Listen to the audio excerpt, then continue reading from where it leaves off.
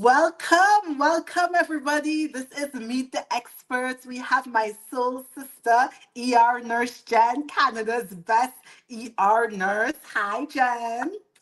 Hi, Casey. I'm so happy to have you on. Welcome to the show.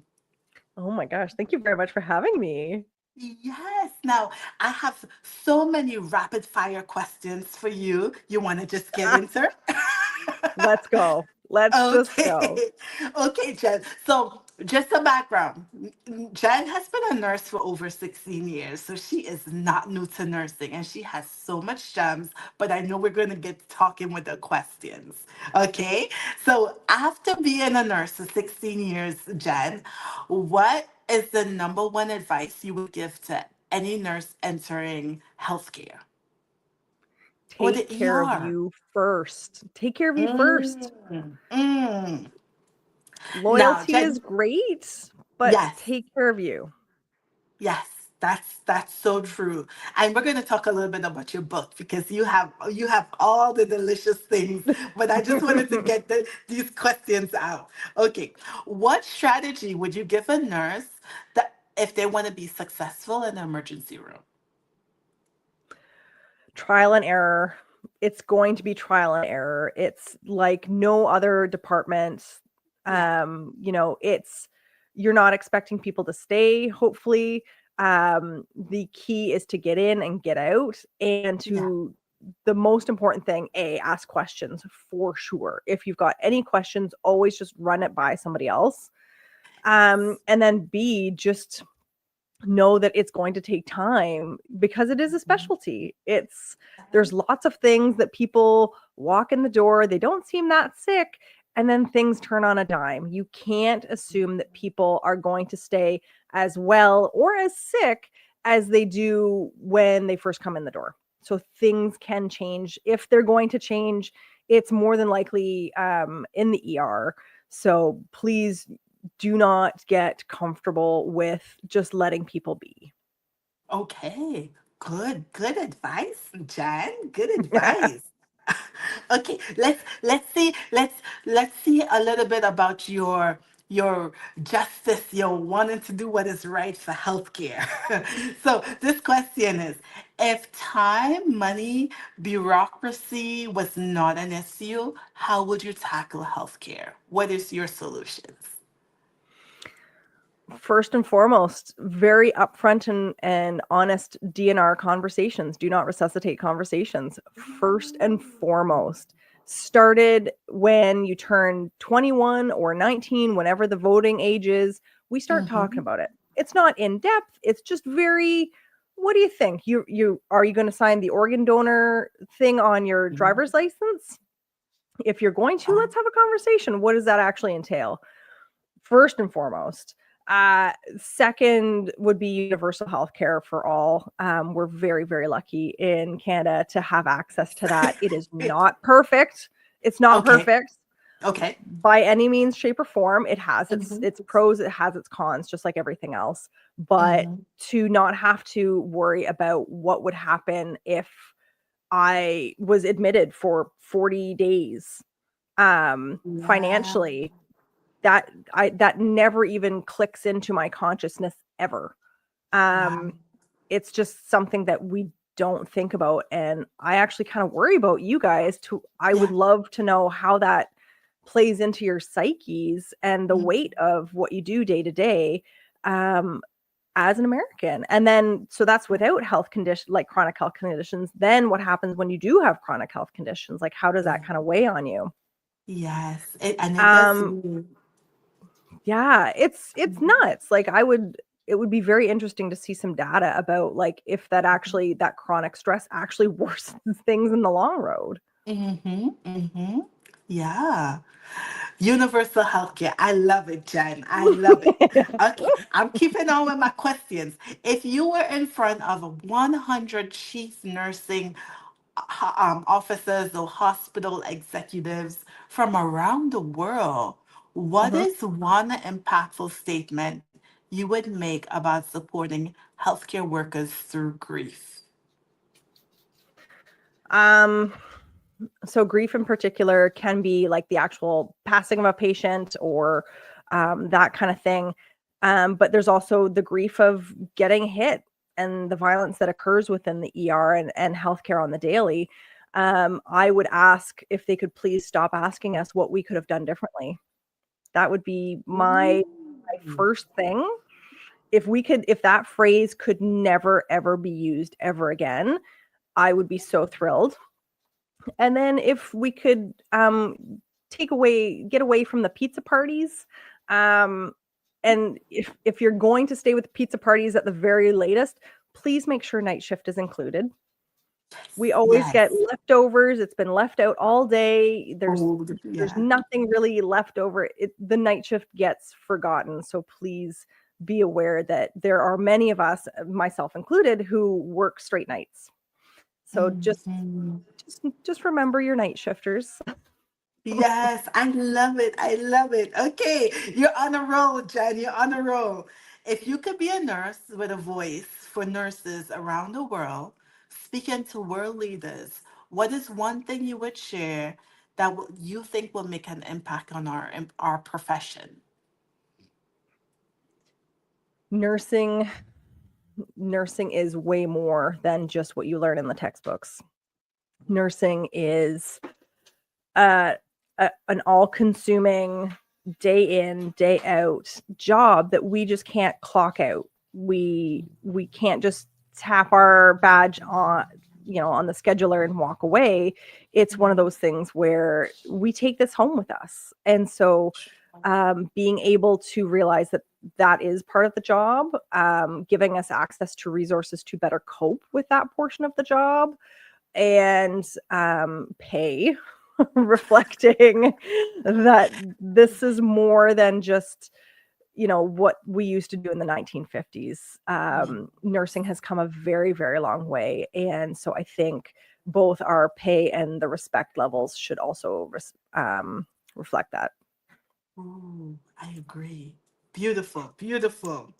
Okay, now you work in the emergency room, and I don't know Mm, how it is in Canada, but over here in the States, it's crazy and it's about to get even crazier because what's happening is a lot of people are using it as primary care. yeah. So what is something that you wish that the public would know about the ER that you just wish everybody knew? I wish everybody knew that if you wait, that's actually a good thing. You have the luxury of waiting. If you are immediately brought back and rushed back, and 6 to 10 people are all surrounding you in an instant, that is not good. And Mm. sometimes I think that the public expects us to have that level of reaction to every single person who walks through the door, and we Yeah. physically, mentally can't. Mhm. So to be able to wait is actually, as much as it's awful and it sucks and you don't really know how long it's going to be and you don't know what's Mhm. next, and there's all this unknown, and again, you may be having pain, you may not know what's going on. Google has told you that you are dying. Yeah. Please do Yes. not Google. If you're going Yes. to, please chat GPT your symptoms, not Google your symptoms. Chat GPT is a little bit better at putting symptoms together, and being better at not being so catastrophic about it. So That's good to um, know. you can chat GPT your symptoms, and really it comes up with a lot of great things. Again, not to replace healthcare advice in any way, shape, or form, but it may give you a better idea as to how to present your symptoms so that they're a little bit more cohesive, and Mhm. it comes across to the nurse at triage a little bit more directly. Um, and then it gives you an idea as to, like, okay, like, this is what it could be. Are any one of these things something that has to be dealt with immediately, like the second? Or maybe I Uh-huh. can go to urgent care tomorrow, or a walk-in clinic, or maybe I can actually if I can get in to see my family doctor, maybe I can get in to see my family doctor. It's the same up here in Canada. We do have a shortage of family medicine docs. And so again, same thing. The ER is being utilized for primary care at least Okay. 50% of the time. Hence the Oh, wait. Oh, hence the wait. But you know, you Hence give the a wait. really good perspective because usually we're like, this is horrible. People have to Yes. wait so many hours for care, and you think it's terrible. But you know, you give a really good perspective that that wait is actually a good thing. It means you're not dying. And again, not to say that you're not ill, not to say that you Yeah. don't need to be seen eventually. Mhm. It's we do have a sorting system. We have CTAS, you guys have EDIS. It's the same thing Mhm. where it's a 1 to 5 scaling system, as to 1 literally dying, needs to be rushed in immediately, to a Okay. 5, your fingers, you have a splinter.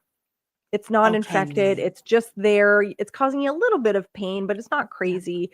You should go to urgent care or your family doc or a walk-in clinic. Walk-in clinic would probably be your best bet on that one. Okay, thank you. This is very insightful. Thank you. So, what is something that you would share with a nurse who's thinking about walking out on the profession? Maybe they're ER nurse like you, they just had enough and they're Yeah. like, I'm done with nursing. What would you Yeah. share with them? That's you. I have no idea what you're dealing with, the mix of at home versus at work. Um you have to do what's best for you. And if you walking away from nursing, maybe permanently, maybe just for a while, you have to do what's best for you. Do not stress about what the rest of the department's going to do. Do not worry about staffing. It is not your job to fix the department. It is also not your job to staff the department. And your kids, especially mine, I mean, I'm a workaholic, I will happily admit it. But my kids every day, it's, oh, mom, do you have night shift tonight? Mom, do you have night shift tonight? And so, it takes a toll, and they're picking it up. They're very Mhm. insightful. They know what's happening. So if you've come to a point where you need to walk away, do what is best for you. I love Nursing will that. always be here. There will always be jobs. Maybe it is just switching lines. Maybe you want to stay in the same department, but your line right now really isn't conducive to your mental health. Maybe there's a better line even within your department. Try something else. Again, nursing is more than bedside. Go write a book. um, go teach. Yes. Go travel. Go do something that makes your heart sing, because really the job of a nurse is never ending, and it's very, very heavy. So if you can at least make a part of it, the actual enjoyment of the job, a big part of what you're doing, it's going to change everything. But if you need to walk away, that's okay. You've got my full permission to walk away. I love it. And you know, this is gonna be playing on LinkedIn. A lot of people are on LinkedIn to look for jobs. So Yeah, if they're new to nursing, new grads, and they're thinking, "Oh, I'm stuck," you're not stuck. That this is you're so not true, stuck. Jen. It This is might so just true. be the department you're in, it might just be the Yeah, hospital you're in, the it might just be the hospital. specialty you're in. Hmm. It's scary to go from specialty to specialty, especially, you're a new grad, you've just kind of got your feet wet, you're kind of feeling a little bit better about flow and how the day goes, but your line partners are not partners. They are, sucking the soul out of you. So Yes. maybe you can try something different. And again, if you're going to look to try something different, talk to the manager. If you're applying to jobs, why did somebody leave this job? Please Mm. ask that question. What is Yes. the schedule? Our lives revolve around the schedule, so always ask about what the schedule is. Because Yes. again, sometimes you think that everybody's operating on a 7 to 7 schedule. Some are operating 8 to 8, and that was hard. I tried the 8 to 8 and it was awful. I couldn't do it, so went back to the 7 to 7. And Yes. job hopping to find what fits, we've all done it. We've all done it. So don't think that just because you've applied in, you've gotten in, they've given you some training, it's been 6 months, Mhm. feel free to try something else. And that's okay. And always ask about a shadow day. If they do offer you the job, be like, hey, I would love to do a shadow shift. Paid, not paid, I don't care. I want to get into that unit, feel it out before I commit to anything. Because again, if if staff are already complaining and bitter and nasty on a shadow shift, When Yes. you're potentially coming in, I can't even imagine what they're going to be like when you actually are staff. So a shadow shift, even if it's unpaid, honestly, best money you will ever spend. Ooh, I wish someone told me this when I was starting. Oh, Good. This is such good. I've never thought of this, a shadow shift. yeah. A shadow shift or two. Again, what line would I be going on? Can I do a shadow on that line? And Mhm. you may figure out that, oh, this really isn't what I thought emerge is. Because again, people have a very interesting concept of what emerge is. It's nonstop emergencies, day in, day out. You're running, and it's nonstop adrenaline. No, there are a lot of admit no beds in Canada. You're taking care of admitted patients sometimes. Like last night, I took care of admitted patients, 5 admitted patients all night Ooh, long while in the emerge, but that's who yes. I cared for. So know that there are nuances with each job, and it sometimes make sure to challenge your perception of what you think a job is, because what I thought my dream job was, um Mhm. what it was pediatrics, it was emergency, it was together, it was fantastic. I thought, yes, this is going to be it. I thought I was going to be looking after chronically ill children in the emergency department. No, it was such a mix of the most well children you've ever come across in your entire career, and Okay. then a huge mental health portion. Like, I had no idea the huge mental health in children portion that was at that facility. Um, and because it's not advertised, it's not really brought into the light. That's not what they focus on. So my perception was 100% off, and I lasted a year before moving on. Okay, okay, but you tried it. Yeah. You gave it a good I try. tried it. I can go back. And again, even if you are at a place for 6 months to a year, 2 years or more, you go to a new job, maybe that job is part-time, you can always pick up shifts in the old That's place, true. because now That's now true. you know it. So if you're Yeah. looking to pad your pay that day, maybe you can just you're like, put me on your call list. So Okay. you can't hold, at least in Ontario, you can't hold two part-time jobs at the same place, like the same employer. It's Okay. just not allowed. But I can have a part-time job in this ER, and then I can be on the call list in another ER to kind of Okay. pick up when I kind of want a bit of a switch. Like, you can mix and Okay. match. Yeah. And you know what? You've been at this for 16 years. And this is what I love about you. You absolutely love your job as an emergency nurse. But Yeah. you also have done so much in entrepreneurship.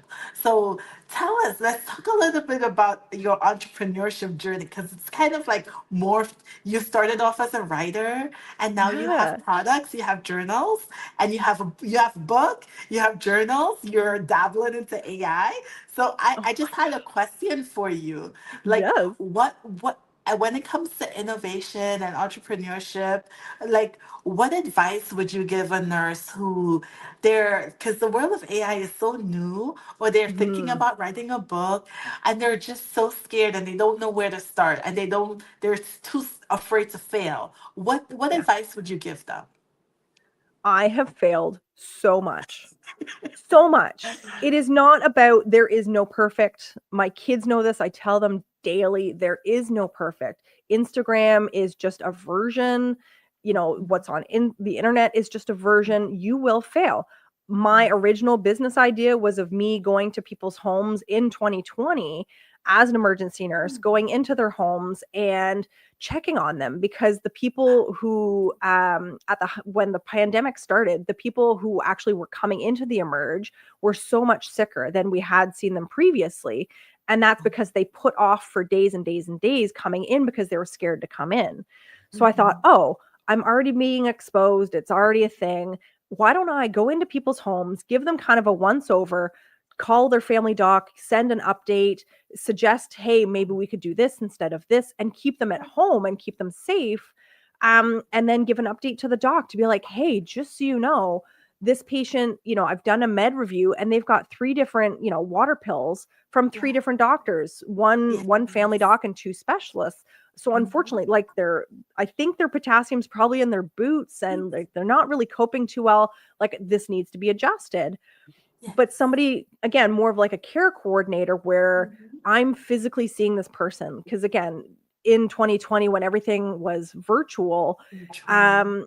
people would underreport, people would overreport. You weren't getting a really good reading as to how people physically were in that moment because they're not medical professionals. They don't know what That's to kind of hone in true. on.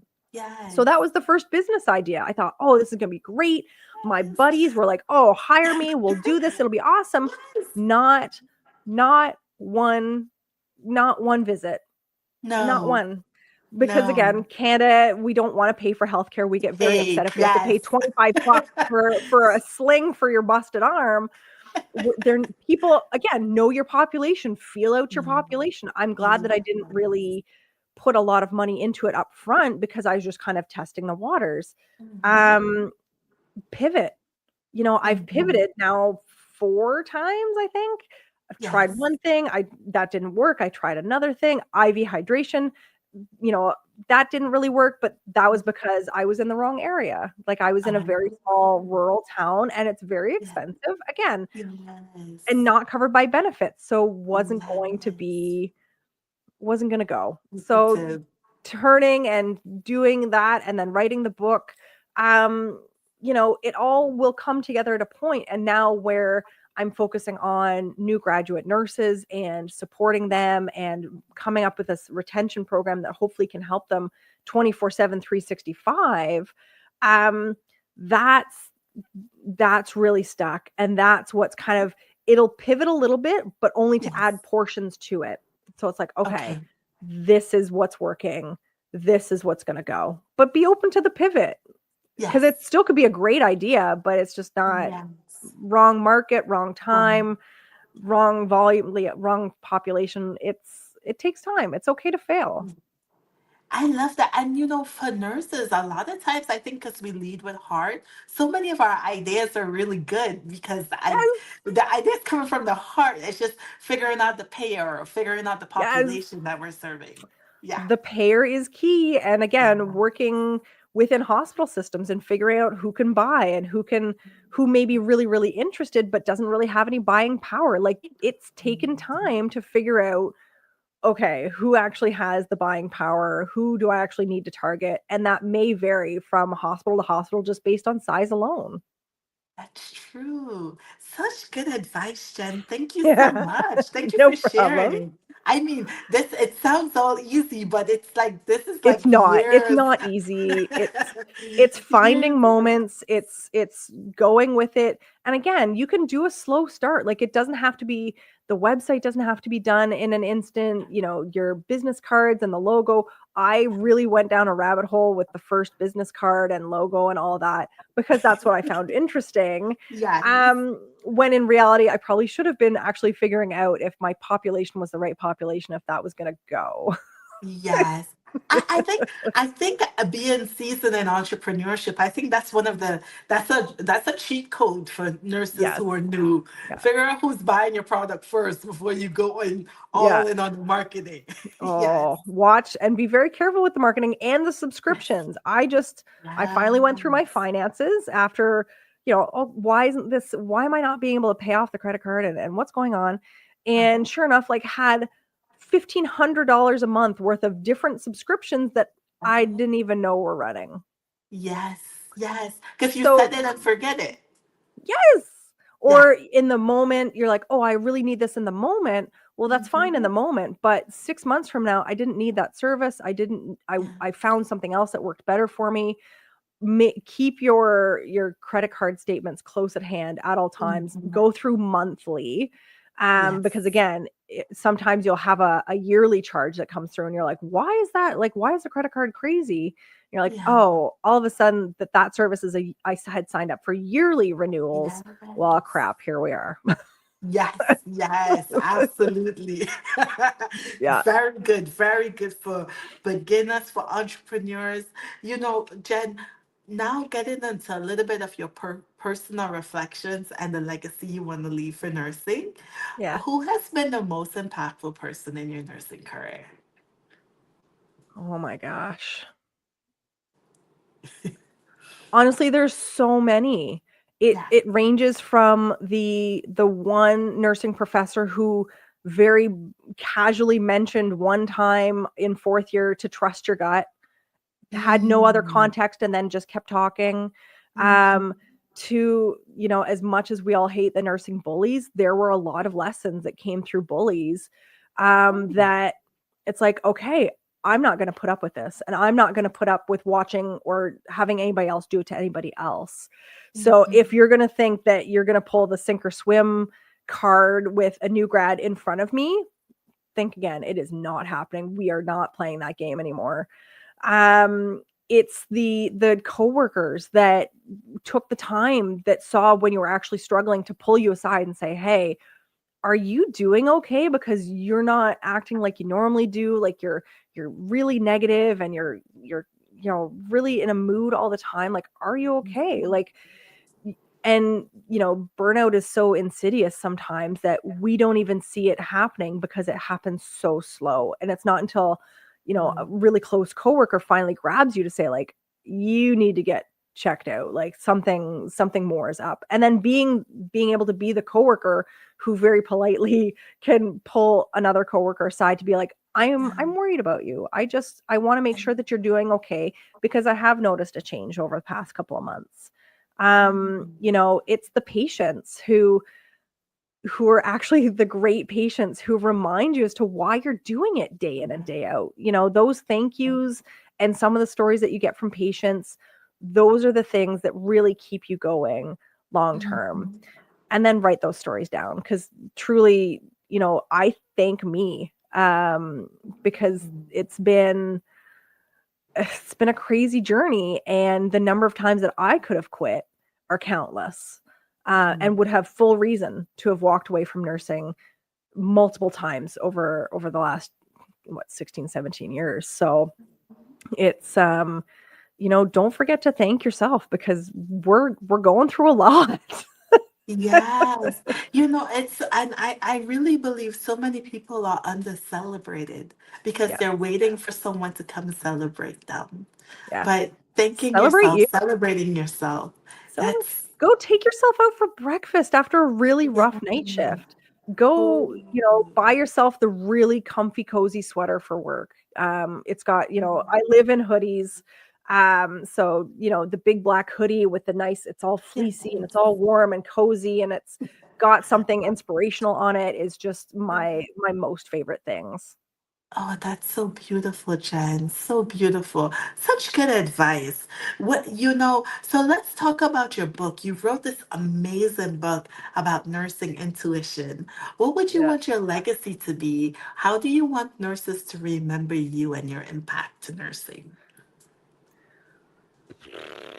I I mean, mean, it, it I would be was great with if I had you. an impact. It would be great if I had an impact. I think that truly would be the biggest win ever. But knowing that my impact is still at the bedside and is still with my patients and is still with my coworkers, and kind of being the voice of reason sometimes, is key.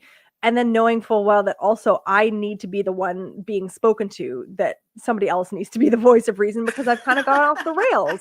Yes. It's, you know, it's this is what you get with me. It is what it is. My hair is up in a pony. I won't use a filter. I don't wear makeup typically. Um and I don't plan on leaving bedside. Like, that's not the goal. Not to say that leaving the bedside is can't be the goal, but for me personally, that's not the goal. Part-time, per diem, absolutely is the goal. Yes. But to then still have a finger on the literal pulse of what's going on at the bedside, because sometimes I feel like, even if you've got the best intentions, when you do go up to management and you go into the Monday to Friday, you know, 8 to 4, um you're being pulled in a different direction. And it's not to say that that's not expected, but Mhm. you know, you can have the best intentions and still, the second you're away from the bedside, it leaves you. It's just a weird thing that you very quickly forget or block out just how Yeah. crazy the bedside can be sometimes. So Yeah. this is why I stay at the bedside, is because that's where I feel like I need to be, and that's my place. And then B, it gives me really great insight when I am trying to bring in these, like this nurse retention program to people. I can say, I am still at the bedside. We are still Yes, losing 30 to 60% of new grad nurses every 2 years. yes. This is why, like, I see it day in and day out. And honestly, it gives me a bit more expertise that way Mhm. than if I had my master's or my PhD and this was more rooted in peer-reviewed evidence versus like firsthand experience. Mhm. Mhm. Different lens. You're looking different Different, lens. completely different lens. Yes. And both and all the lenses need to be put together in order Mhm. to get the full picture. And everybody's got a role Absolutely. to play. There is not one role that is more important than the next because Yes. every single person has got a different lens on what is happening within nursing, within healthcare, and how people are coping. Absolutely. Now let's talk about your book. Someone's looking at, they're looking and they're hearing this Oh, book about nursing intuition. And it's beautiful because you have a beautiful, I was with you as an educator. I yeah. actually saw so many of your students come up to you, hug you, take pictures with you, just love on you because you really did your thing. And I know that book is gonna be like near and dear to so many people's heart. If someone is looking at this podcast and they say, I want to get a hold of your book for my Yeah. students, or they're like, I want to get a hold of your program for Yeah. my new grads, how will they get into contact with you? What's the best way to reach out to you? Yeah, just email me at Jen, so JENN at nursejen, JENN.ca. Is probably the easiest way, but really I'm all over LinkedIn like white on rice. I live You on are. LinkedIn. So Yes, you are. um Jennifer Johnson, BSCNRN is me on LinkedIn. And I'm constantly on it. So if you whatever you need, by all means, reach out. The website is also www.nursejen.ca.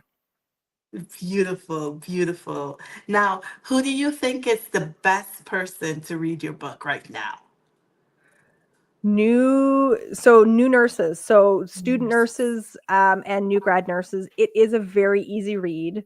So nurses with experience are probably going to be like, well, of course I know what critical thinking is, and I already know how to use my, like, that my gut is keying into things. But oh well, there's the actual evidence behind it. Yes. So there's that portion, but it is a very easy read. Mhm. There's portions in there to write down stories and insights, and I mean, I'm hoping people just write in the margins and all over the book, to be honest, Yes. I, because that's how it's meant to be used. and I was going to talk to you a little bit about journaling because you're really big Hmm. about journaling. Yeah. What role has journaling played in your nursing career? Yeah. So it's been everything. And really more so lately, since 2020. So the book original stories for my kids, because we had lawyers up in Canada when everything first started that had said, we just want to provide what we can for people. So all the frontline nurses, we're going to do your wills for free. And looking back, you're like, oh, they just want to provide the service so that everybody had everything and organized, and everything was taken care of, which was a lovely gesture. However, in the moment, it felt like we weren't expected to survive. And so it really kind of was like a shock to the system to go, oh, even the Yes. lawyers don't think we're going to live through this. Oh, Okay. So, yeah. with that in mind, and again, my mindset, I was out of my mind. I was burnt out. I was completely sleep deprived. My kids were 4 and 5.5 at the time of everything closing down. you know would stay up all day with them, then would stay up all night at work, and then stay up all day with them, then stay up all night with work. Like, I was a zombie. I shouldn't have been nursing. I really shouldn't have been.